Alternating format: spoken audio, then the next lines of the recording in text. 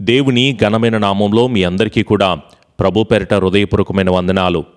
మరొక వాగ్దానం వినడానికి దేవుడు మనందరికీ ఇచ్చిన మహోన్నతమైన సమయాన్ని బట్టి ఆ జీవము కలిగిన దేవునికి మహిమ కలుగునుగాక. లేఖన భాగాలు తెరిచి రోమీలకు రాసిన పత్రిక 8వ అధ్యాయము 1వ వచనము.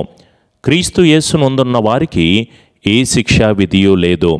Anyone who is in Christ Jesus is not judged. Praise Lord. ఎవరైతే క్రీస్తులో ఉంటారో, ఎవరైతే ఆయనలో అంటుకట్టబడి ఉంటారో, ఎవరైతే ఆయనను నిజరక్షకుడుగా అంగీకరిస్తారో దేవుడు వారందరి జీవితాల్లో మేలులు కలుగు చేస్తాడంట, నిత్యరాజ్యాన్ని ఇస్తాడంట, తీర్పు దినము నుంచి మనము తప్పించబడతామంట. కానీ అపవాది అయిన సాతాను గర్జించు సింహం వలె ఎవరిని మృంగుదుమని వెతుకుచూ తిరుగులాడుచూ ఉంటున్నాడు. నీ జీవితాన్ని, నీ బ్రతుకుని, నీ కుటుంబాన్ని, నీ పరిస్థితులను, నువ్వు ఎదుర్కొంటున్న అనేక రకాలైన శోధనల్ని నాశనపరచాలని, నిన్ను కృంగదీయాలని, నిన్ను ఇంకా కలవరపరచాలని వాడు అనేక ప్రయత్నాలు చేస్తున్నాడు. అయితే ఇక్కడ మనకు ఒక గుడ్ న్యూస్ ఏంటంటే, మనము ఆయనలో నిలిచి ఉన్నాం, ఆయనతోనే ఫలించాలని ఇష్టపడుతున్నాం, ఆయన్నే నమ్ముకున్నాం, ఆయన మీదే ఆధారపడుతున్నాం. ప్రార్థిస్తున్నావా? స్తుతిస్తున్నావా? ఆయన మీద ఆధారపడుతున్నావా? జీవము కలిగిన దేవుణ్ణి నమ్ముకునే బిడ్డలుగా ఉంటున్నారా? మిమ్మల్ని అడుగుతున్నాను.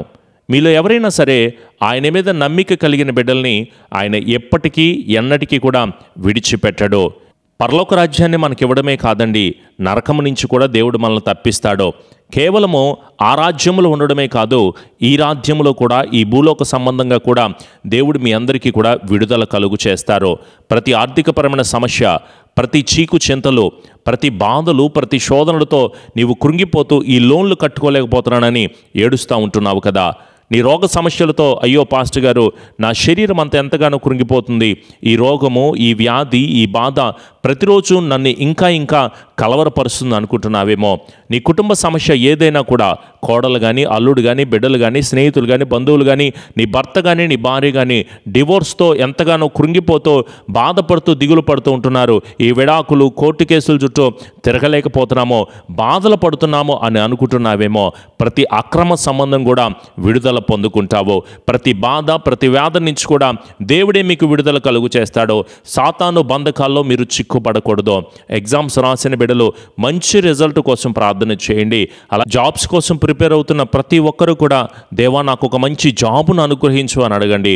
కుటుంబ వేదనలే కావచ్చు, ఎగ్జామ్స్ ప్రిపరేషనే కావచ్చు, నీట్ సీట్ కోసం ప్రిపేర్ అవుతున్న బిడ్డలు ప్రతి ఒక్కరు కూడా, ఏ కాంపిటేటివ్ ఎగ్జామ్ అయినా, ఏ గవర్నమెంట్ జాబ్ అయినా సరే దేవుడు నాకు అనుగ్రహిస్తాడు అనే విశ్వాసంతో దేవుని దగ్గర మొరపెట్టి ప్రార్థన చేయి. ఇల్లు కట్టుకునే బిడ్డలు, దేవుడు నాకు సహాయం చేస్తాడు, నాకు సొంత ఇంటిని దేవుడు అనుగ్రహిస్తాడు.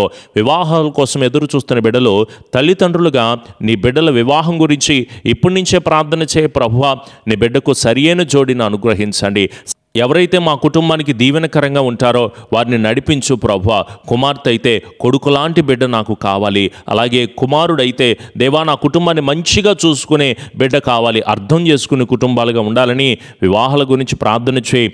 గర్భఫలం కోసం ఎదురు చూస్తున్నావు కదా, దేవా నా గర్భాన్ని నింపు తండ్రి అని ప్రతిరోజు నీ గర్భం మీద చెయ్యి ఉంచి ప్రార్థన చేయి. తండ్రి నన్ను బాగు చేయ్యా, అడ్డంకులుగా ఉన్నాయన్నీ విడుదల కలుగు చేయి ప్రభువా. నీ ఆత్మ సహాయము దయచేయి తండ్రి. అందమైన బిడ్డను అనుగ్రహించని విశ్వాస సహితమైన ప్రార్థన ప్రతి బంధకాల నుంచి విడుదల కలుగు చేస్తుంది. అసాధ్యమైన కార్యాలు సాధ్యపరచగలిగింది నీవు చేసే ప్రార్థన. కలిగి దేవుని దగ్గర మొరపెట్టి ప్రార్థన చేయి. విడుదలనిచ్చేది, స్వస్థతనిచ్చేది, ఆశీర్వాదం ఇచ్చేది, నీ బ్రతుకును మార్చగలిగేది ఆయనే. నీ గొడవల నుంచి, నీ ల్యాండ్ ఇష్యూస్ నుంచి, నీ కుటుంబంలో పడుతున్న ప్రతి శోధన నుంచి, నీ కుటుంబంలో కావాల్సిన రక్షణ గురించి ప్రార్థన చేయి. ప్రతి కోర్టు సమస్య కావచ్చు, విదేశాలకు వెళ్ళాలని ఇష్టపడుతున్న విషయాలు కావచ్చు, ప్రతి లోక సంబంధమైన విధానాల నుంచి బయటపడే క్రమమే ప్రతీది కూడా ఆయనలో ఉంటున్న వారికి దేవుడే కృప దయచేస్తారు. నోవాహే మనకి కనపడుతూ ఉంటున్నారు కదా.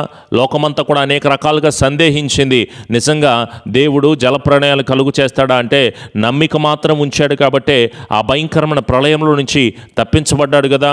మరి అబ్రహామును చూడండి, దేవుడు చెప్పినట్లుగా నడిచాడు, చేశాడు, దేవుని వాగ్దానాలను పొందుకున్నాడు, అవి నిరర్థకం కాదు అని తెలియజేస్తున్నాడు కదా. మోషే ఇశ్రాయేలీ ప్రజలను ఎలా నడిపించాడు? దేవా నా ముందెళ్ళే మార్గము, నేను ఎక్కడికి వెళ్ళాలో ఏం చేయాలో నాకేం కనిపించట్లేదు ప్రభువా, దేవా నాకు మార్గాన్ని చూపించు అంటే దేవుడు మార్గాన్ని చూపించలేదా? ఈరోజు నీ భవిష్యత్తును నువ్వు ఎక్కడికి వెళ్ళాలో, ఏం చేయాలో, దేవుని వాగ్దానం నాకు రావట్లేదేమో, నిజంగా నేను తప్పించబడతానో లేదో అని చెప్పేసి అనుకుంటున్నావేమో. దేవుడు మోషే ద్వారా మాట్లాడి, అబ్రహాము ద్వారా మాట్లాడి, నోవాహుతో మాట్లాడి వాళ్ళని నడిపించిన దేవుడు. కేవలం వాళ్ళే కాదండి, యోసేపును దేవుడు నడిపించలేదా? దావీదు పక్షాన దేవుడుండి కార్యాలు జరిగించలేదా? యోబుకి ఎన్ని పరీక్షలు ఎదురైనాయి? పేతురు ఎన్నిసార్లు పడిపోయాడు? అయినా సరే కృంగిపోయిన జీవితాన్ని తిరిగి లేపగలిగింది ఆయనే కదా. విశ్వాసంతో నిలబడిన వారిని కృప చూపించేది ఆయనే కదా. దావీదు ఎదురుగా భయంకరమైన గొల్యాతున్నాడు, అయినా సరే ఎంత పెద్ద వ్యక్తినైనా సరే ఓడించడానికి శక్తినిచ్చింది ఎవరు?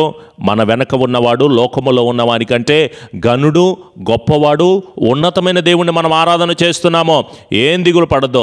మన గురించి ఎంతమంది ఎన్ని రకాలైన ప్లాన్లు వేసినా సరే మనతో పాటు ఉన్నవాడు దానిని మేలుగా మార్చగలడో. నీ మీద ఎన్నో రకాలైన నిందలు, అవమానాలు చేసినా సరే నువ్వేం దిగులు పడాల్సిన అవసరం లేదు. ఏం చేయమంటారు పాస్టర్ గారు? ఎడతెగక ప్రార్థన చేయి, దేవుని దగ్గర ఆసక్తిగా ప్రార్థన చేయి, అత్యాసక్తితో దేవుని దగ్గర మొరపెట్టు, విశ్వాసంతో రోదన చేస్తూ నీ కోసం, నీ పిల్లల కోసం ఏడవమన్న మాటలు నీకు గుర్తులేదా?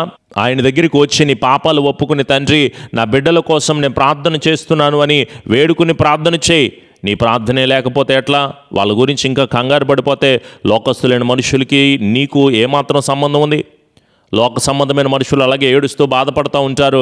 మరి నీవు ప్రభువుని తెలుసుకున్నావు, ఏం చేయాలో తెలుసు కదా, ఎలా వెళ్ళాలో తెలుసు కదా, ఏ కార్యాలు చేయాలో తెలుసు కదా. అయినా సరే ఇంకా కృంగిపోతూ, దిగులు పడుతూ, బాధను అనుభవిస్తూ, శ్రమను అనుభవిస్తూ, ఇంకా కృంగిపోయే స్థితిలో ఉన్నాను అని ఎంతగానో బాధపడుతున్నావే. ఏం భయపడవలసిన అవసరం లేదు. నిన్ను ఆశీర్వాదకరంగా ఆయనే మారుస్తాడు. నిన్ను ఉన్నతమైన కృపతో ఆయనే నడిపిస్తాడు. నిన్ను రక్షించడానికి నీకు తోడుగా ఉన్నవాడు కదా. యేసు నామములోనే అద్భుతాలు నీ జీవితంలో జరుగుతాయి కదా. ఎవరు ఎన్ని రకాలుగా నీ గురించి మాట్లాడినా నీ దేవుడిని యెహోవా నీకు తోడై ఉన్నాడు కనుక నీకేది కూడా తక్కువ కాదు. ఏ పరిస్థితి ఎదురైనా, ఏ ఇబ్బంది ఎదురైనా, ఏ కష్టం ఎదురైనా చేద్దాం అనుకుంటున్నా పాస్టర్ గారు, ముందుకు వెళ్దాం అనుకుంటున్నాను కానీ అర్థం కావట్లేదు, ఏం చేయాలనుకుంటున్నావేమో. నువ్వు ప్రారంభించేటప్పుడు మొదట చేయాల్సింది ఏంటంటే దాని గురించి మాట్లాడడం అనేసి ఇప్పుడే మొదలుపెట్టు. దేవుడే కృప చూపిస్తారు. దేవుడే నీ జీవితంలో కార్యాలు జరిగిస్తారు. అద్భుత కార్యాలను అయితే నీ జీవితాల్లో చూడగలుగుతావు.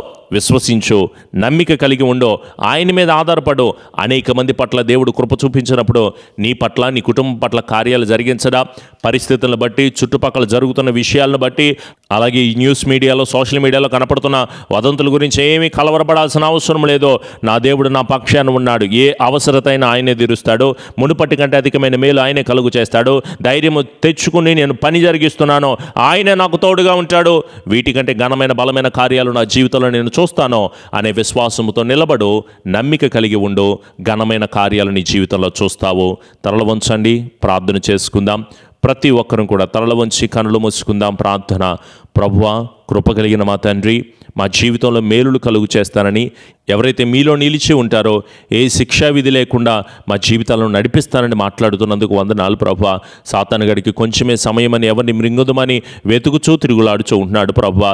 మా బ్రతుకుని, మా జీవితాన్ని పాడు చేయాలని ప్రయత్నం చేస్తూ ఉంటున్నాడు తండ్రి. అవి ఏవియో మా మీద పని చేయడానికి అవకాశం ఉండకూడదు ప్రభువా. నాజరేయుడైన యేసు నామములో జయమును, విడుదలను, కృపను, కాపుదలను మా అందరికీ కూడా మీరు కలుగు చేసి స్థిరపరచండి ప్రభువా. ఏ పాటి వారమయ్యా, ఏ స్థితి కలిగిన వారమయ్యా, నేను ఆరాధన చేయటకు కూడా యోగ్యత లేనటువంటి మనుషులం ప్రభువా. అయినను నీ ఆత్మ సహాయమును, నీ బలమైన సహాయమును మా అందరి జీవితాల్లో కలుగు చేసి స్థిరపరచండి. మాకు క్షేమాభివృద్ధిని కలుగు చేయండి ప్రభువా.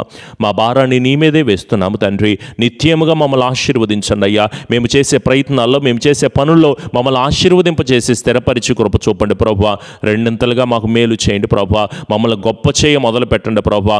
అత్యధికమైన వృద్ధిని మీరు కలుగు చేయండి ప్రభువా. ఆశీర్వాదకరమైన కార్యాలు మా అందరి జీవితాల్లో మీరు కలుగు చేసి స్థిరపరిచి కృప చూపి ఆదరణ దయచేసి దీవించమని వేడుకుంటున్నాం ప్రభువా.